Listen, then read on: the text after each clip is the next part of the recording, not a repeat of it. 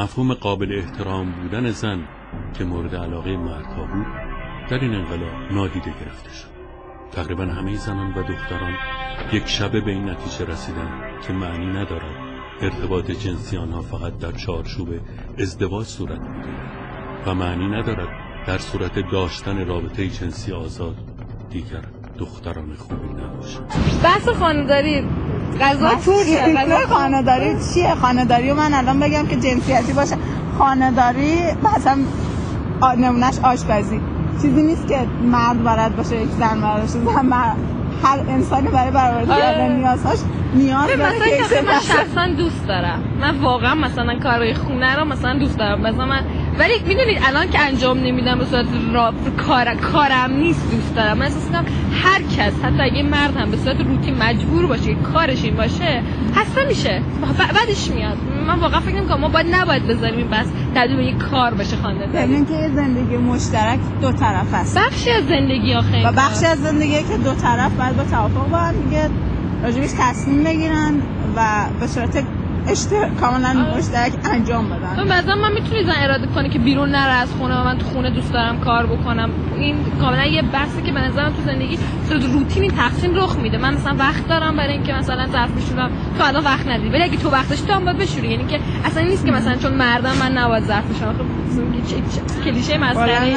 یا مثلا نباید پیشبند ببندم چون مردم لباست خیس میشه. مثلا دامن زدن به این قضیه بدتره. باید برداشت یه چیزی کاربرد دام باید آدم استفاده بکنه. تو به عنوان پسر میخوای گرسنته لزوم نداره منتظر زنت باشی برای غذا بپزی، خودت یاد میگیری غذا درست میکنی.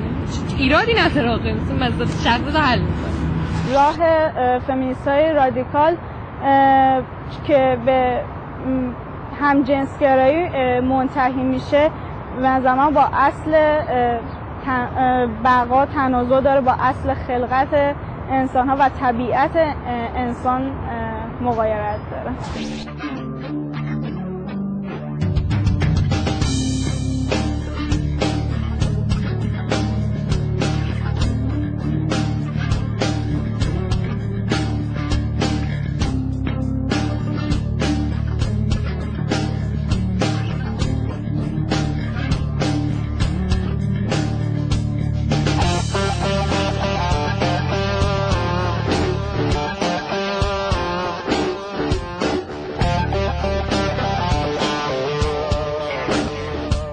در سالهای دهه 1960 با اختراع انواع وسایل پیشگیری از بارداری زنان می توانستند رابطه‌ای آزاد داشته باشند. در نظرخواهی سال 1968 که توسط مؤسسه گالوپ به عمل آمد، نیمی از آمریکایی‌ها به خصوص جوانترها و افراد دارای تحصیلات بالاتر معتقد بودند که ارزش‌های دینی در حال از بین رفتن هستند. ولی مشکل فقط این است، بلکه چیزی که در روابط انسانی در حال اضمحلال است صداقت و اعتماد طرفین نسبت به یکدیگر است. اغلب دختران جوانی که تن به آزادی جنسی داده اند مطمئن نیستند که دیگر اعتباری خواهند داشت یا نه و از این رو دچار تعارضات روانی زیادی شده اند. در آغاز سالهای دهه 1960 آمار طلاق در آمریکا به طرز فاجعه‌آمیزی بالا رفت. اغلب محققان معتقد بودند که این افزایش رابطه مستقیم با عدم وابستگی نسل جوان آن دوره به سنت‌های خانوادگی و ارزش‌های اخلاقی دارد. آنها متوجه شدند که بین اخلاق و ثبات خانوادگی که در اثر آزادی‌های جنسی به شدت به خطر افتاده بود، رابطه معناداری وجود دارد. یه سری باورایی هست تو کشور ما از سنت ناشی میشه.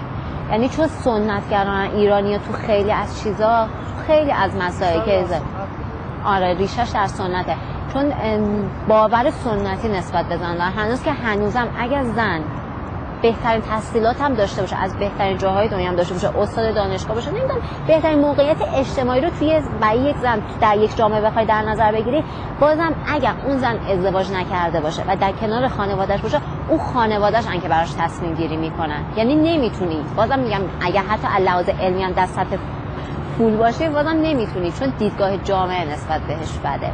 آزادی و انقلاب جنسی بیش از آن که برای زنان آرامش و سعادت به همراه بیاورد، آنها را با شکست و اندوه دست به گریبان کرده است.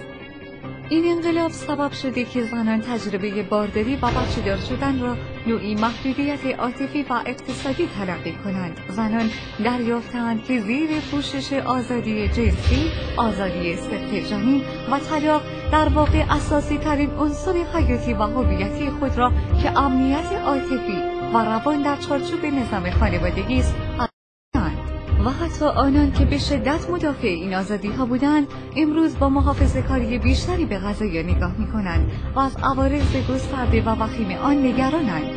جالب اینجاست که فمینیست ها دائما بر حق انتخاب برای زنان تاکید دارند، اما به هیچ وجه برایشان قابل قبول نیست که زنی گریبان خود را از این کشمکش ها رها کند، در خانه بنشیند و دست کم برای مدت کوتاهی هم که شده به مسئولیت خانوادگی بپردازد.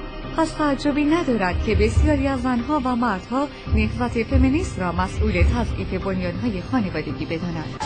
زن و شوهرای تحصیل کرده خیلی، یعنی نه اینکه خیلی، ولی نسبت به مردهای دیگه، زن و شوهرای دیگه یه ذره زندگیشون بهتره، یه ذره اتفاقات کمتری تو زندگیشون میافته. فکر میکنم یه ذره تو عرف ما بعد اتفاق بیفته این اصلاحات، یکم هم توی قانونم که اگه عرف درست باشه خب طبیعتا قانون هم درست میشه، چون خود ماها هستیم که قانونمون رو میسازیم. به خاطر اینکه چون همسر من بسیار معتدل رفتارش، نظرم تغییر کرد. ببین به نظر من فمینیستی کمی افراط توی این که آدم از حقوق زنان بخواد دفاع کنه. میگم قبل از ازدواجم اینطوری بودم. نه، آدم تو هر کاری باید تعادل رعایت بکنه. مرد ستیزی یا از اون طرف زن ستیزی هر دورش به ضرر آدم تموم میشه. بسیاری از زنان کار کردن را دوست دارند. زنانی که ازدواج کردن با کار کردن احساس میکنند در زندگی زناشویی مشارکت بیشتری دارند. اما زنان مجرد عمدتاً بنا به ضرورت اقتصادی تن به کار میدهند. اشتباهی که فمینیسم در این مورد مرتکب شد، یکی تاکید بر یکسانسازی شغل‌های زنانه و مردانه و دیگری ارائه الگوی غلط به جامعه زنان بود.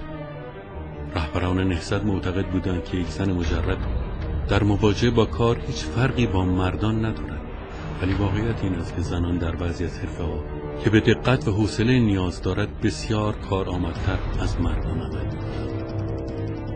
و امروز کیست که انصاف داشته باشد و اعتراف نکند که عقب زنان در اثر اشتغال به کارهایی که با روحیاتشان سازگار نیست و درآمد کافی برایشان به همراه ندارد، وضعیتی بسیار بدتر از مادر بزرگ‌هایشان پیدا کرد. مثلا خانم‌ها برن مهندسی معدن بخونن و مشکلاتمون حل میشه، در حالی که اصلا نگاه نمی‌کنه اون نیاز فطری زنه چیه. آیا نیاز فطری من اینه که من خودم شبیه مرد کنم تا به مشکلات من حل بشه؟ این که مسلماً نمیتونه باشه.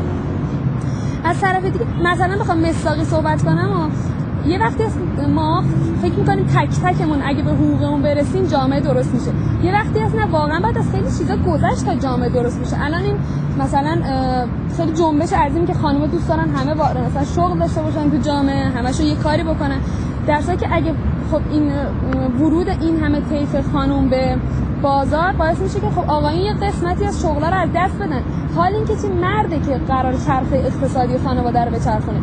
این از یه طرف میاد چرخه اقتصادیش میفته، قسمتیش رو دوش خانم که اصلا ممکنه با روح اون سازگار نباشه، با اون با جسمش، با روحش، با تربیت فرزندش، با مدیریت خانواده‌اش سازگار نیست.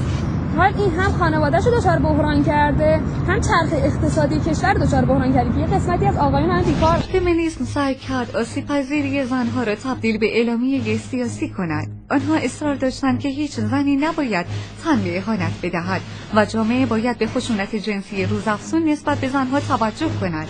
اما در این حال خود این نهضت سعی کرد با اشاعه رابطه جنسی آزاد نگاه احترام آمیز جامعه نسبت به زنان را از بین ببرد. نتیجه این شد که مردانی که در یک دهه قبل تصورش را هم نمی‌کردند که بتوانند یک زن را بدون میل او در آغوش کشند، حالا آن را حق خود می‌دانند. این روزها حتی دختران نوجوان هم بی آنکه از مادران، معلمان و سایر بزرگترها راهنمایی بگیرند وارد رابطه جنسی می‌شوند. ولی آزادی‌های جنسی جدید برای زنان نه از خطر رابطه جنسی و عشق کاسته و نه نیاز آنها را کمتر کرده، بلکه برعکس بر خطر آن افزوده است. زنی به من میگفت میدونی چیه؟ مشکل اینه که دیگه نمیتونی مردی رو پیدا کنی که بتونی عاشقش بشی. اونا هیچ فکر و ذکری جز این ندارن که باهات خوش بگذره.